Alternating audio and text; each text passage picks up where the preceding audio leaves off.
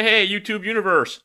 Welcome back to The Naked Truth. Yeah, welcome back to the channel. If you've been here before, welcome back. If you're brand new, welcome. I appreciate you dropping by. And we're going to get right to it today.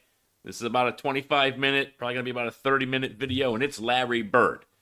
So for those who have been down the Larry Bird rabbit hole, like myself, we might have seen some of these stories. We might have seen all of these stories. If you're new to Larry and you're just getting down that rabbit hole, you're in for a treat, all right? So let's get right to it. This is courtesy of the Mr. Sport channel. Again, 25 minutes of Larry Bird abusing other NBA players. A lot of them other legends as well. So sit back, relax, get the like out the way now, get the subscription out the way now, and let's do it. Larry Bird stories. We could watch them all day. Let's go. Larry Bird didn't just play basketball. Toughest matchup I ever had. He asked me if my mother was watching. I don't know why you got you guarding me, Holmes. He imposed his will on it. What's your favorite Larry made me Bird have story? sleepless nights. Drop it in the comments. To go up against him wasn't just a matchup. It was an ordeal. Y'all better get this old man off me. Between Jay and Bird is broken out on the court. I'm going to give it to you any way I want to. Night after night, opponents found themselves on the receiving end of something far more personal than a loss. Bird had a way of turning games into battlegrounds, where every possession became a chance for him to humiliate whoever stood in front of him. He called a shot before it happened, played with his offhand just to prove a point, and delivered dagger after dagger until it felt less like a game and more like punishment. For more than a decade, defenders and teams alike learned the hard way that Larry Bird didn't just win, he made sure you remember how he beat you. And no one remembers Bird's competitive fire quite like Patrick Ewing. You know, he always talked trash. I remember he talked trash against us, talked trash with against everyone else. But you know, the difference is he could back it up. You know, I remember. Quick stop right off the jump, kids. What do you all think of Patrick Ewing when it comes to the all-time greats? You know, we know he got stuck with the New York Knicks. He got stuck in that Eastern Conference with Larry and the Sixers.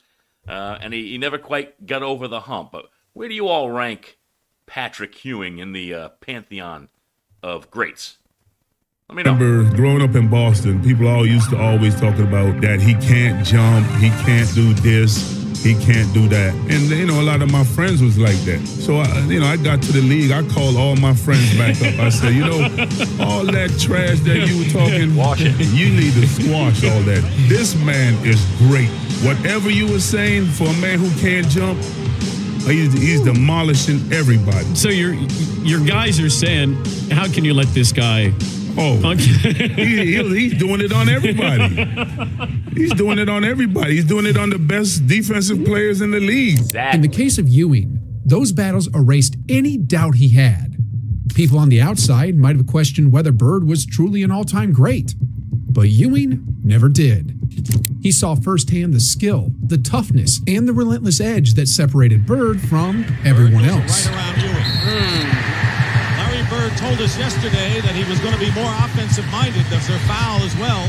But for others, there was Larry never wasn't any afraid question to go to down begin and play with. with the trees. Some players grew up Big watching boys. him, modeling their own approach after his toughness and skill. Dan Marley was one of them. If I said you could have LeBron for 10 years or Larry Bird for 10 years? Larry. And that's just my era. I grew up idolizing Larry Bird. It was funny the first time that... All right, they asked the question, boys and girls. Give me your answer down in the comments. LeBron for 10 or Larry Legend for 10?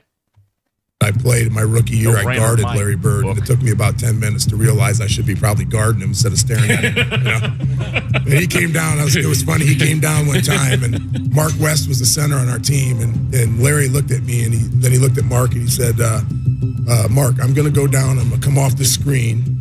I'm going to catch it right there. I'm going to turn around. I'm going to shoot it in the rookie's face, and then I'm going to run down the floor.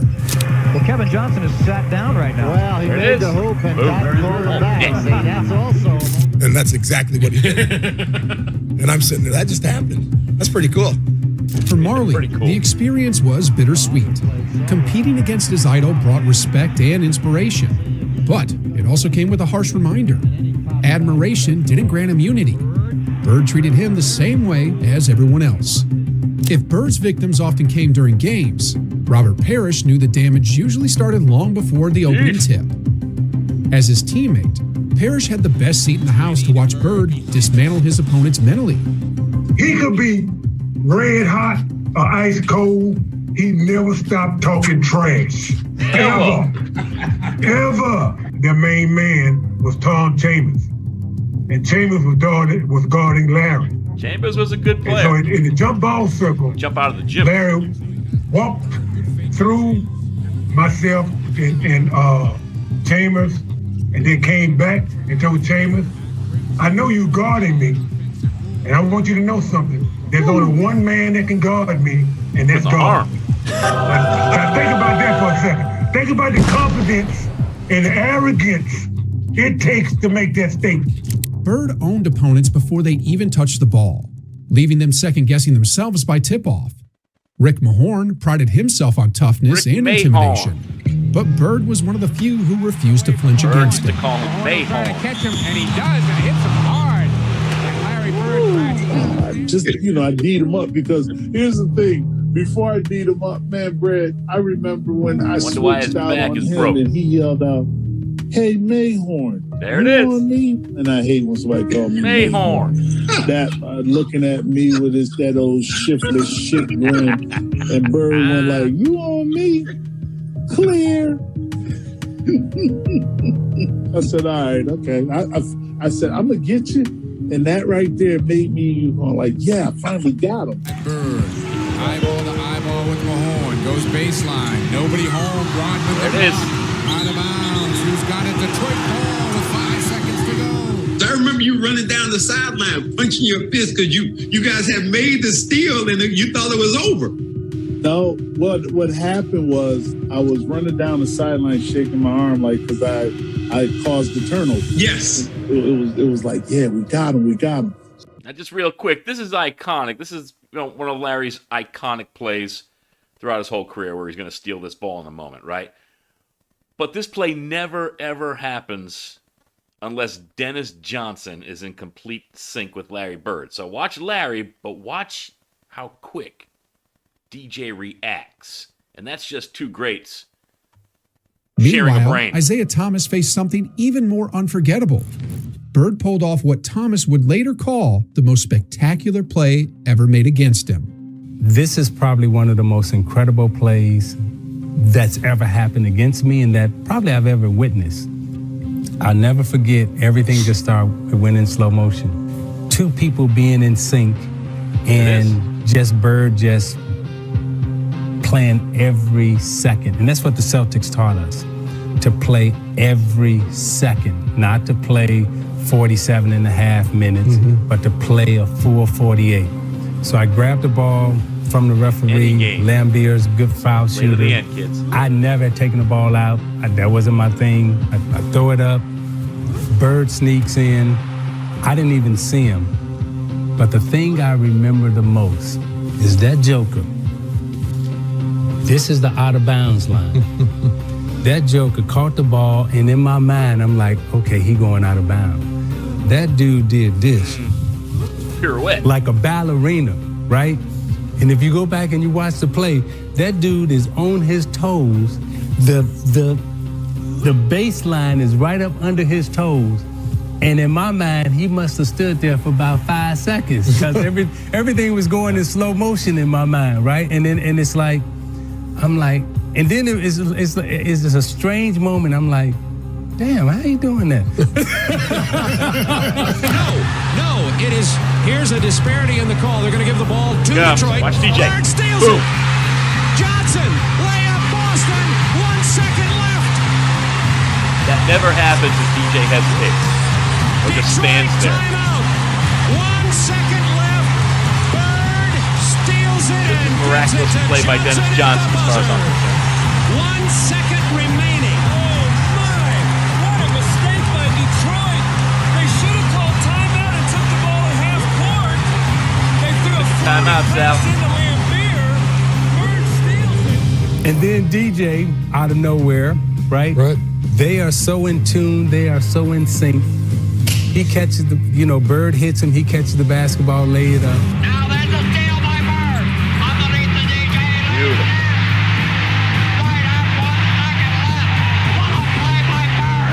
And as I'm walking to the huddle, happiest man on the planet. This is what I see. I'm walking to the huddle, stand up, Charles, and I see DJ do this. I mean, it wasn't no high five. It wasn't Isiah dancing. It was like it was a love thing, day. Like they hugged and embraced. And I'm walking to the huddle, and they were our mentors. We studied them. They taught us everything, and they were great teachers. Not only were they great teachers, right, but they also, after they beat you, then they would school you. What stayed with Isiah Thomas was how Bird consistently delivered when the stage was brightest. That was a great play, but what we learned from that. Call timeout. Call timeout in 48 minutes. After that, it's always 48 minutes. You start hearing us 48 minutes, 48 minutes every He's still play. so cold when he now, says Gary it, too. Payton was a master of trash talk, a player who prided himself on breaking opponents mentally. Yet, when he crossed paths with Bird, he found himself facing someone who could talk and back it up even better. Yeah, who was the one guy you're like, all right, I respect his mouth? Was it Jordan? Ooh, Larry Bird. By far. Larry Bird will tell you where he wanted to go. He'll shoot it in your face. He'll tell you, I'll give you a Christmas present. Open up this jumper. And then if he tell you, listen, one time we was playing in the Boston Garden, and Xavier McDaniel was guarding. I think Larry could be. And him and Xavier got into it, and because how Xavier was. And Xavier kept getting on him, and he said, you know what? I'm gonna hit 3-4 jumpers in a row, all net. If I don't do it, you know what I'm saying? It's gonna be a problem, and I'm gonna make sure I'm gonna do it. And next thing you know, they were blowing us out, and he went out, and all of a sudden Xavier was still in the game, and we still had it. Casey Jones still has had us in the game, and next thing you know, I look up at the shot clock, and Larry Bird coming back in. Didn't do what he said he was gonna do. So he tells Xavier, I'm getting involved. I said, I know, I'm gonna be waiting. And he said, I'm gonna get it right here. I'm gonna shoot it right in your face. Clyde, and Bird has the basketball. Look out. Larry Bird, just phenomenal the way that... Shot a shot right in my face. And he was like, I didn't mean to leave 2 seconds on the clock. He wanted to shoot it with 0 seconds on the clock. I walked back to the sideline like... I think they're kind of combining two different stories here. That was a last-second shot that he hit against Xavier when he told him, I'm going to take you right here in the post and shoot it in your face. The other one was just another story on Xavier when he said, I'm going to hit 3-4 jumpers in a row, all net, and if any of them don't hit the net, I'm going to do it again until it doesn't. So 2 separate stories, but they're kind of melding them together here, just so you know. Then he walked by a bench. He said, I told you what I'm going to do, and I'm always going to do it. And he looked at Xavier, and he said, didn't I tell you what I was going to do? And then he walked out, man. And X-Man wasn't no soft dude either. No, Xavier wasn't soft, man. And Larry wasn't either, man. Larry said, man, I'm going to give it to you any way I want to. 1 dribble, 2 dribbles, step back, and then I'm going to hit it. And I was like, this dude real cold, man. For Payton, it was a rare role reversal. The trash talker who made a career out of unsettling others had been outclassed at his own game. Bird didn't just match his words, he buried them with buckets.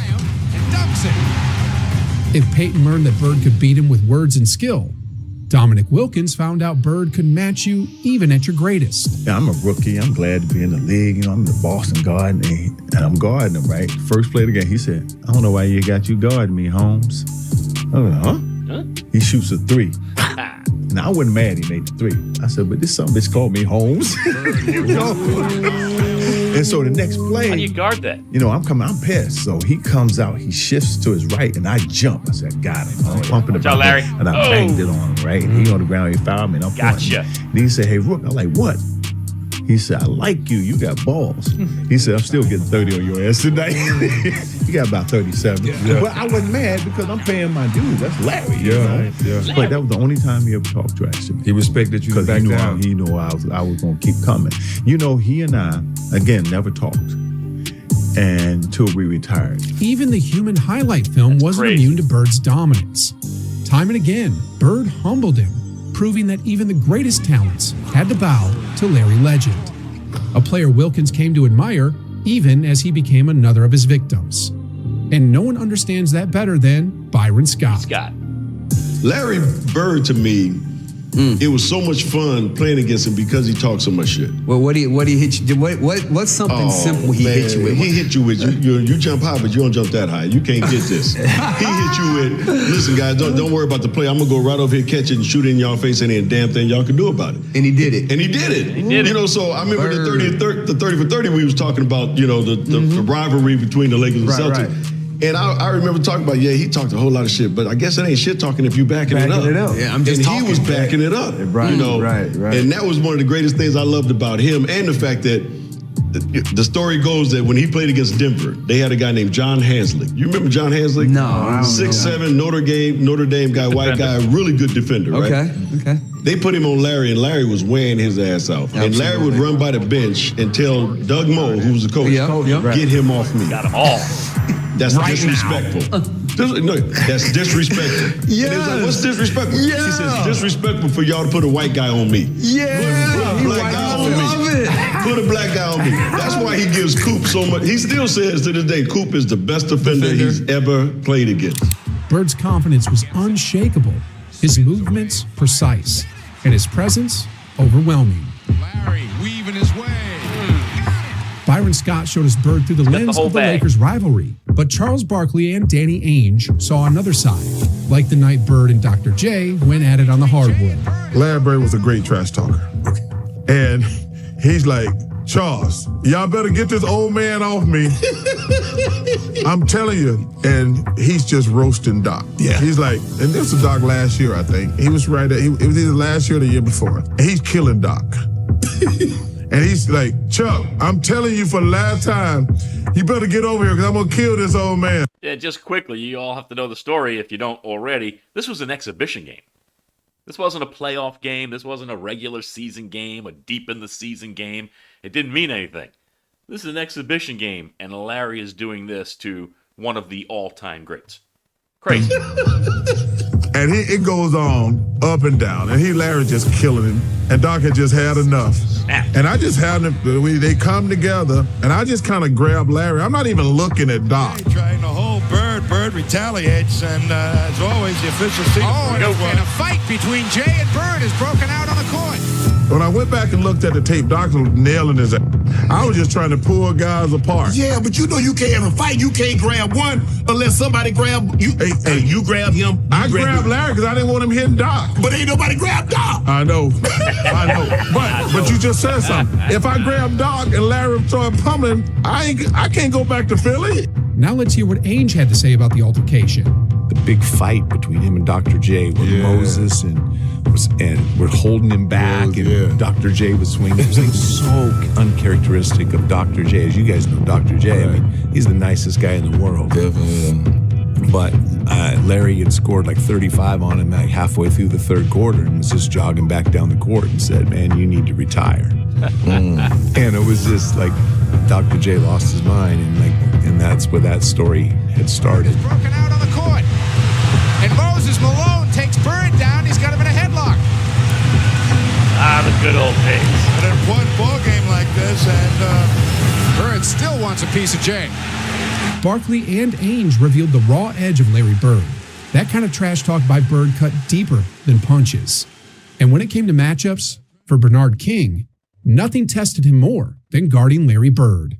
Well, Bird, I couldn't defend Bird at all. Obviously we're matched up. You're guarding me, and then I got to find Birds. Here's another great, Bernard King, ladies and gentlemen. I don't think gets a lot of love, a lot of run when people start talking about NBA greats. What do you all think of Bernard King? Either you watched him live or you watched him on YouTube and old clips, but I think he's another superstar that's kind of not respected as much. You don't hear much about him. On the floor to switch over and defend him. Gave Larry numbers. Bird was the toughest player I've ever had to face. The guy is 6'10", I'm 6'7". He can pass over the top of me, put the ball on the floor. He's a great rebounder and obviously a great scorer. And so Bird, for me, was the toughest matchup I ever had during the course of my career. Guarding Larry Bird was the ultimate test for King. Bird's combination of intelligence, anticipation, and relentless competitiveness made him the toughest challenge King ever faced. A reminder that even the greatest scorers could be humbled by Bird. Few matchups left a lasting impression like going up against Larry Bird, and Craig Ehlo can attest to that. The one I really hated to guard was Larry Bird. He was not a nice guy. Matter of fact, there was one game in Cleveland where he was having a pretty rough first half, and in the old days in Cleveland, you walked off the court the same way at halftime, and I kind of puffed up on him and walked beside him and was like, "Yeah, you're 1 for 10." I was like, "That's defense, you know," and he just kind of looked at me and said, "There's 2 halves." And he came back out and hit about 10 in a row on me, and the last one was left-handed, and he asked me if my mother was watching because he wanted to embarrass me. So Craig Ehlo walked away from those battles knowing Larry Bird was unlike anyone else. And just to kind of put a bow on that story, the follow-up question was, did your mother watch? And Craig said, yeah. I went home and asked my mother if she was watching, and she said, oh, yeah, I was watching. So Larry got it again. The way Larry backed up every word with ruthless execution left Ehlo with lasting respect. Facing Larry Bird wasn't just another game. It kept Magic Johnson up at night. Even a player of his caliber knew that every matchup against Bird would not test only his skill, but nerves. Larry made me have sleepless nights, right?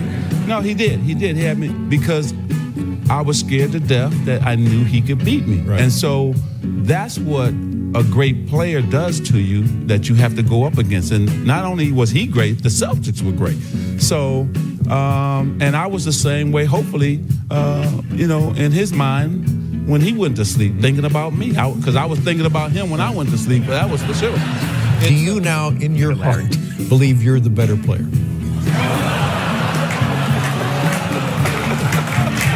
You won't say it. Actually, I've always said that Magic's just a great basketball player. He's the best I've ever seen, I go by success, and he's won more championships, so I give him the nod. Oh. Yeah. Being very gentlemanly. Magic, same question to you.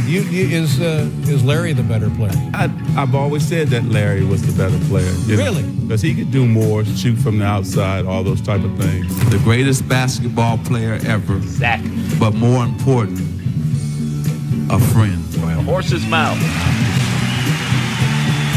This man is the greatest of all Magic time. Johnson and Larry Bird didn't just face each other on the court. They defined an era. Their rivalry pushed both to new heights, blending brilliance, competition, and showmanship. Even Magic, with all his talent, felt the weight of Bird's dominance, walking away with respect for a rival whose impact went far beyond any single game. As one of the league's most athletic wings, Clyde. Drexler expected to set the tone. But Bird's mix of skill and confidence quickly reminded him that athleticism alone wasn't enough. I was guarding in my rookie year. He looked at me and he goes, "You can't stop me." And I looked at him and I said, "Gosh, boy, you're so confident." He goes, "Confident? You're a rookie. You don't know anything." He proceeded to score like 10 straight points off. Coach took me out the game. He walks by and he's laughing at me. As a rookie, Clyde Drexler saw firsthand how Bird always backed up every word.